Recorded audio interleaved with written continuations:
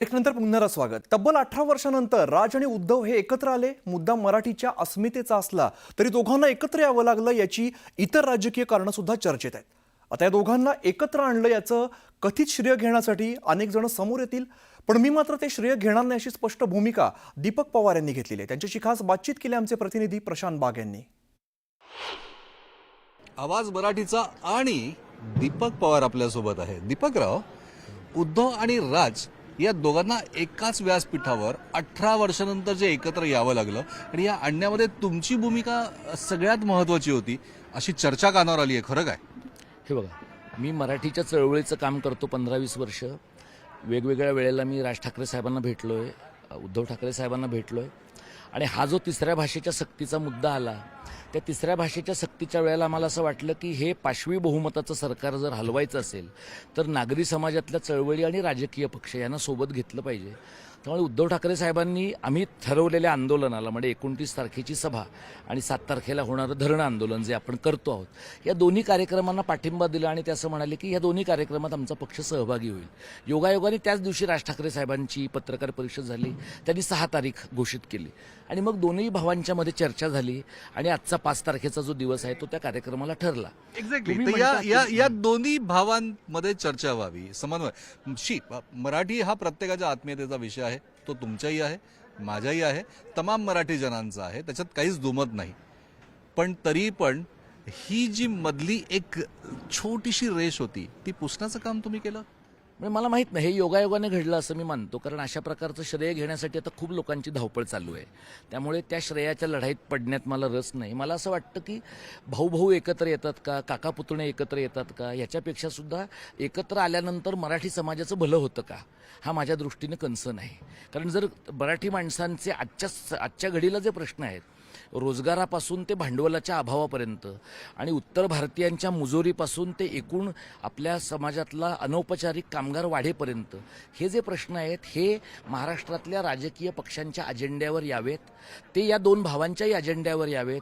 हे आम्ही त्यांच्याशी स्वतंत्रपणे त्यांच्यापर्यंत पोचलो आहोत, एकत्रितपणे पोचलो तर आमचाही वेळ वाचेल. चांगला मुद्दा आहे, पण फक्त हे दोघं एकत्र येऊन आउटपुट काय सगळ्यात शेवटी? कारण सगळ्यात शेवटी मराठी जनासाठी किंवा मराठी भाषेसाठी या विषयासाठी सगळ्यांनी एकत्र यावंच ना. म्हणजे देवेंद्र फडणवीस यांनी सुद्धा तो GR जरी जाहीर केला तरी एक पाऊल त्यांनी मागे घेतलं, तो रद्द केला. ही सुद्धा त्यांची सकारात्मक असं आहे, त्यांनी एक पाऊल मागे घेतलंय कारण त्यांना 2 पावलं पुढे टाकायची आहेत. त्यांनी GR मागे घेतला, याबद्दल आम्ही त्यांचे आभारी आहोत.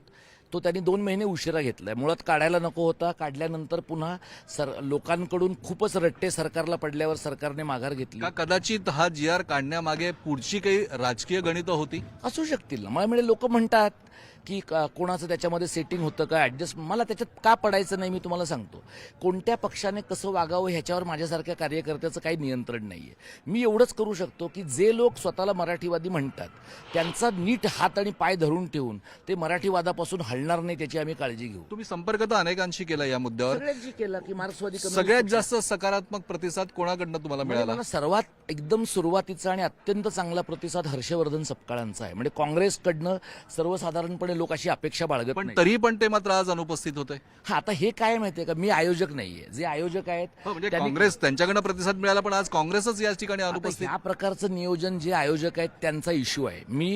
आम्ही आमच्या पुरतं समन्वय समिती म्हणून ठरवलं होतं की आमंत्रण येवो अथवा न येवो, आपण सर्वसामान्य मराठी माणूस म्हणून जायचं आहे. तसं आम्ही सर्वसामान्य मराठी माणसं म्हणून आलो आहोत. यानंतर कोणी तुम्हाला हा म्हणजे प्रतिसाद दिला, आणखीन हा विषय उचलला सुद्धा? उद्धव, राज का अजून कोणी? नाही, हर्षवर्धन सपकाळांच्या नंतर उद्धव ठाकरेंनी हा प्रतिसाद दिला.